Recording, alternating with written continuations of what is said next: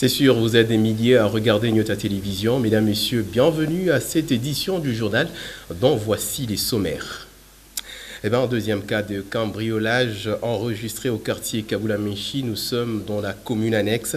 Un cambiste exerçant son métier au croisement des avenues Nyota et Chinyama a reçu 2 balles dans sa poitrine la nuit du 20 mai 2020. Dans l'actualité également, mesdames, messieurs, Jean-Claude Muyambo Kiassa, président de la Solidarité congolaise pour les développements et la démocratie SCODE, a été encore une fois de plus ce jeudi 21 mai devant le chevalier, la plume et du micro pour une conférence de presse. Mesdames, Messieurs, au croisement des avenues Chinyama et Nyota, dans la commune annexe, une scène d'insécurité s'est encore produite le mercredi 20 mai dans la soirée. En l'espace de 2 semaines, vous le savez, un autre cas de braquage a été enregistré. Des présumés bandits à main armée ont logé au total 2 balles dans le corps d'un cambiste qui était tout de suite acheminé vers les soins d'urgence. Diane Kassongo nous retrace le fait. 19h, babeti cambiste avançasia. Donc, tu comprends que sécurité est donc, le gouvernement en charge. Le cambiste exerçant au croisement des avenues Chinyama et Nyota au quartier Kabula-Menchi a reçu 2 balles dans sa poitrine. La scène s'est déroulée le mercredi 20 mai vers 19h. L'un des témoins retrace les faits. Karina na bwana shimama tu paka balabala. Mukushimama pa Karina. Babiana ba shuka ba 2. Mukushuka bale bade bale pale banashuka kipande kiloko moshimi kwa pa poste pale tunangaria hivi na ba changer nini makuta yeye ni brader anabaita pale kipande kiloko bananza sa kufasa tiraillement anza kumkokota kunini kunguo efa kumkokota kunguo nani kusakosha ena mkokota sa kusakoshi pale anza sa kumkokota kusakoshi deja mala moya moya huyo akwa chini kumbe akwa arme mteni civil mala mwana mpika deja mnani anapika deja nini anapika bal anampika deja mala mwa bal mala moya na kupanda deja bote banapanda deja mkarina na hivi nenda. Il a été acheminé d'abord à l'hôpital Flora puis à Sendoué. Cet énième cas d'insécurité inquiète la population. Comme une insécurité makasi tolembi tuebite tokosala nini gouvernement na ba motard kutu ba motard ba comme vendeza ba comme souvendeza ba comme kibana ni msala na bango. Et ça s'est répété, ça qui love le bec à Touba et il sous donc il y a un golf à Kabula mais c'est donc tout ça sur la sécurité donc faut basoa ma camion en charge donc to lembi vraiment basoda be pembeni hapa banachimamisha motoka hapa banapika kambiste masashi hapa basoda be ko pale be na ngare be na mabunduki shi banapika hata masashi na bantu bola mipeto insécurité na pita sana mbosa tutafanya nini shi ba population. Aux dernières nouvelles, son état semblait être stable jusqu'au moment où l'un des proches du gouvernement provincial a jugé bon de l'acheminer vers une autre institution sanitaire. Solide avec lequel les habitants du quartier Gambela se sont réveillés le même mercredi 20 mai 2020. Une dame en tenue d'Adam non autrement identifiée perchée à un arbre a prétendu chercher l'adresse de l'une de ses sœurs. Heureusement pour elle, la population qui l'a prise pour sorcière a été tout de suite maîtrisée par l'intervention du chef du quartier. Certainement vous vous posez de questions, comment cela s'est-il passé? La réponse avec Pascal Mwangala Marmotte et Ben KMB. Regardez. Cette dame, la quarantaine révolue, a échappé de justesse à la mort. Retrouvée toute nue et perchée à cet arbre sur l'avenue de l'Énergie, aux premières heures de ce mercredi 20 mai 2020, les habitants du quartier Gambela 1 l'ont tout de suite prise pour une sorcière. Udada huyo banamkutanisha yule ya muchi busubuhi bantu banakuwa banamkutanisha shina na manguo banamkutanisha kule kunchongo wa muchi ndio banangalia sema pana anapashi kwa muloji chetu tukana manga mai kumanga mai twashika mikuru ikakule kumuchi sasa mata hii ce n'est pas normal si tutatafuta maibu tutapea maibu sasa munyache mtafanya mtanyua. Heureusement pour elle, l'adjoint du chef de quartier était non loin. Les autres dames vont lui remettre un pagne de fortune avant que les services du quartier Gambela 1 ne la ramènent à son domicile au quartier Gambela 2. Sur place, les indices et les témoignages de ses proches concordent sur une probable crise de folie. Elingoy est le chef de quartier Gambela 1.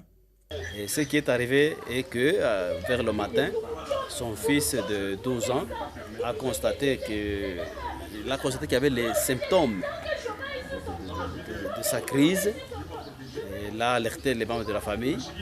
Et ceux qui sont venus n'ont pas pris soin d'elle. Les autres ne sont même pas arrivés. Enseignante. Dans les institutions supérieures et universitaires, mère de 3 enfants de son état, cette dame aurait eu d'ennuis avec son époux le même jour et l'assistance de sa famille serait insuffisante lorsqu'elle faisait cette crise. Une prise en charge sanitaire très sérieuse serait à envisager pour lui éviter le pire à l'avenir, plaident plusieurs de ses voisins. En bref, et en image avec la situation épidémiologique de la République démocratique du Congo, le cumul des malades dus à la Covid-19 est désormais de 1835 cas confirmés. Situation du 20 mai 2020, rapportée par l'équipe de riposte contre le coronavirus en RDC. Une nouvelle personne a été déclarée guérie, ce qui porte le total de 303 guéris. Aucun décès n'a été enregistré. Le bulletin indique également que 441 cas suspects sont en cours d'investigation et 1135 patients en bonne évolution. Le Haut-Katanga, toujours touché par la pandémie, compte 13 cas confirmés et aucun décès, rassure l'équipe de riposte contre cette pandémie. Mesdames, Messieurs, malgré les mesures de la mairie de Lubumbashi obligeant les ports obligatoires des masques dans les lieux et les endroits publics, certains préfèrent se passer de cette mesure dans les arrêts de bus de transport en commun, tout comme dans le taxi. Les personnes avec le masque sont à compter du bout du doigt. Ainsi, cette situation fait penser à une négligence des précautions prises par les autorités de la ville de Lubumbashi pour lutter contre cette pandémie qui ravage le monde entier. C'est le constat de Ben Kaimbe. Alors que les cas de Covid-19 testés positifs ne font qu'augmenter en RDC, et cela à une vitesse de croisière, il s'observe curieusement une négligence des gestes barrières. À Lubumbashi, par exemple, il devient rare de voir les passagers dans le transport en commun se protéger avec des masques. Tout porte à croire que les mesures barrières sont volontairement foulées aux pieds. Cette négligence peut coûter cher en cas de contamination, car la menace est bel et bien réelle. Bon, vous savez, avec la population, c'est quoi? C'est pas tout le monde qui est au courant. Peut-être d'autres ils sont mal informés, mais la plupart négligent aussi. Pourquoi? Parce que eux minimisent et ne pensent pas que non, la pandémie existe. Eux pensent que non, ce sont des blagues. Donc, ce sont des maladies là, pour les Européens, pour le blanc, alors que non, la maladie existe bel et bien ici à Lubumbashi. D'ailleurs, pour votre information, il y a déjà 13 cas ici à Lubumbashi. Le port de masque rendu obligatoire par l'arrêté du maire de Lubumbashi n'a été que de courte durée, entassé sans respecter la distanciation sociale dans les différents arrêts de bus et taxis. Les Louchois semblent mener une vie normale, ignorant les gestes barrières contre cette pandémie dans le centre urbain. Dans la même actualité, les tout-puissants Mazembe Englebert, champion de la RDC, a repris les entraînements depuis quelques jours. Maintenant, les ateliers se font par groupe de 10 personnes pour respecter les gestes barrières contre la pandémie du coronavirus. Cette nouvelle reprise des activités a motivé M. Sélé dit la SAP qui a apporté en tout cas son soutien au Corbeau, un supporter de Mazembe depuis sa tendre enfance. M. Sélé a fait un don des masques sous la mention du club tout-puissant Mazembe et quelques gels hydrauliques ont été remis aux joueurs. Mesdames, Messieurs, c'était un événement de ce jeudi 21 mai 2020. Reportage de Pascal Mangala Marmout. Quand même assez pour tout le monde. Merci. Pas grand mot à dire. Je ne peux que vous encourager, vous les coachs. Comme vous êtes là, les joueurs. C'est un moment difficile, mais on est ensemble, on est avec vous. On vous soutient dans tous les sens. Merci beaucoup. Voilà. Monsieur Sélé Lassap a fait don de quelques cache-nez et autres gels hydroalcooliques à l'équipe du tout-puissant Mazembe Englebert le matin de ce 21 mai 2020. Une initiative saluée par le staff technique et les joueurs trouvés en plein travail de musculation. Ça m'a remercié M. Sélé, cette initiative de nous amener le cache-nez avec un emblème de tout-puissant Mazembe. Vraiment, on est content. Ça montre vraiment le soutien de l'équipe qui aime bien. Merci beaucoup. Champions en titre de la Ligue nationale de football, les Corbeaux sont déjà en pleine préparation pour l'exercice 2020-2021. Le début de la saison étant fixé au 1er août 2020, sauf imprévu, Dragan Svetkovic et ses poulains n'ont pas voulu passer inutilement leur temps. Par groupe de 10 et dans le respect strict des mesures barrières à la pandémie au coronavirus, les ateliers sont organisés chaque jour pour le réveil des muscles. Changer. Autre actualité en bref, le ministre de l'Enseignement supérieur et universitaire a instruit les universités et des instituts supérieurs d'examiner les modalités pratiques devant permettre la reprise des activités académiques.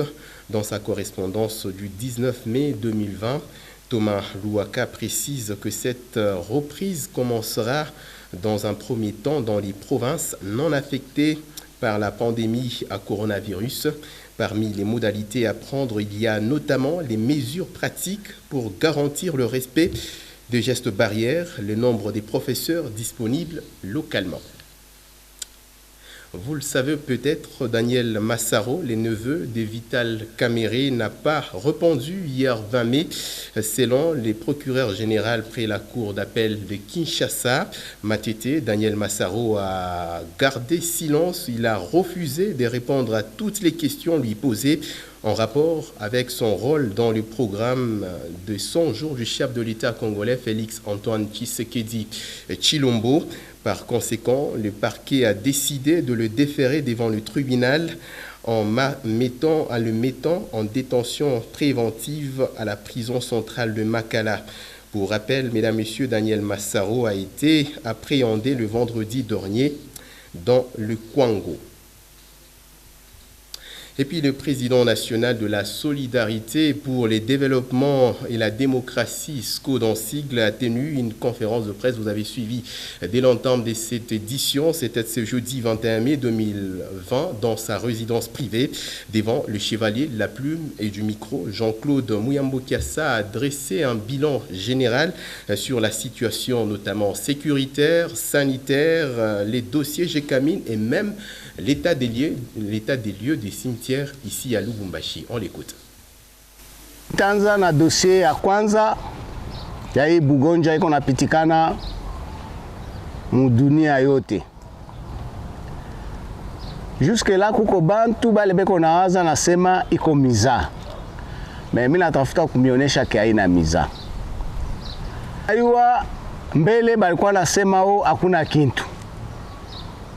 Mu province ya Katanga. Amuna kintu hivi na hivi. Kisha spéculation, moya, mbiri. Finalement, on est au-delà des 10. Dire que bugonjwa iko ako. Et j'insiste toujours, nous on n'a même pas ile manini m'appareil ya kusema tuanze kupima tuye effectivement kama mtu konayo bien nayo. C'est ça le problème. Moi benye muangarie est-ce que Dieu kupima muntu kama kona ile bugonjwa ifombele batume ma résultat Kinshasa, ifike Kinshasa, baende bapime kisha barudishe. Non, ce n'est pas normal. Ce n'est pas normal. Mais moi je vous dis, c'est un problème très sérieux. Banduku yangu, insécurité ikonenda paka na kupanda mui province. Mutasema na ma province ingine iko ako. Je vais bien, mais il est tôt, il est ma province. Na to ya umu, en tout cas na chana. C'est-à-dire il n'y a pas de changement.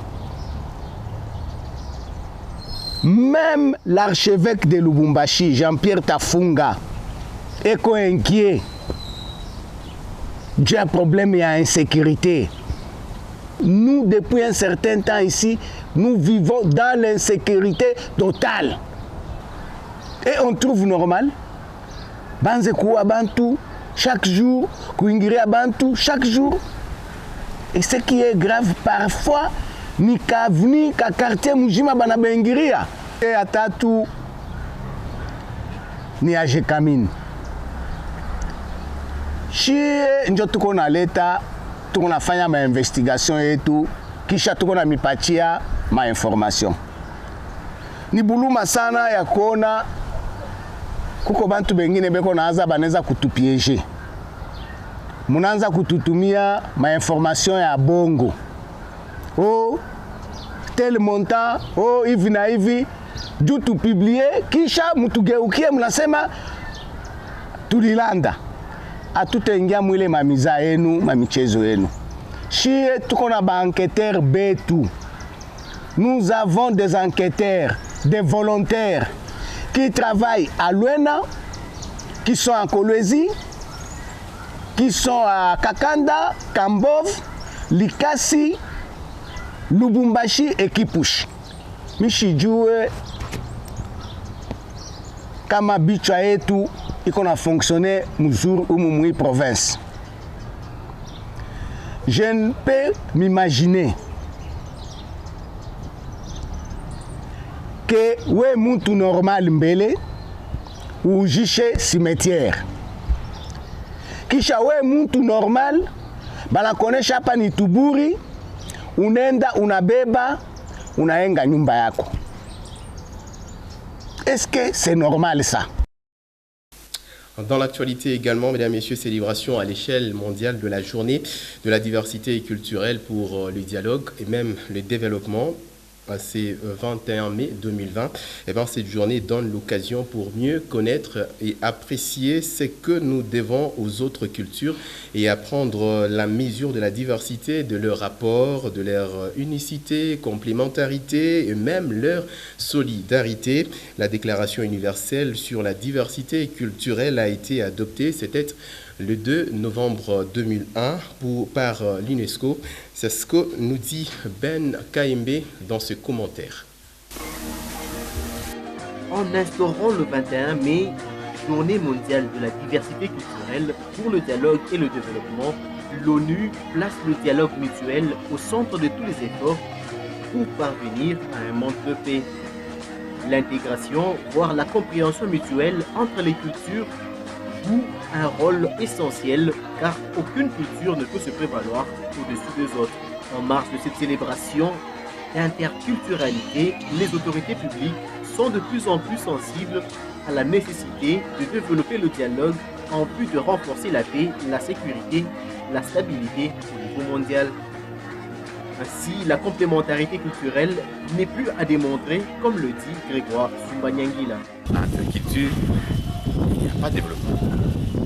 Nous sommes bien placés, à mon avis, pour ramener ces différentes cultures à regarder dans la même direction pour le développement.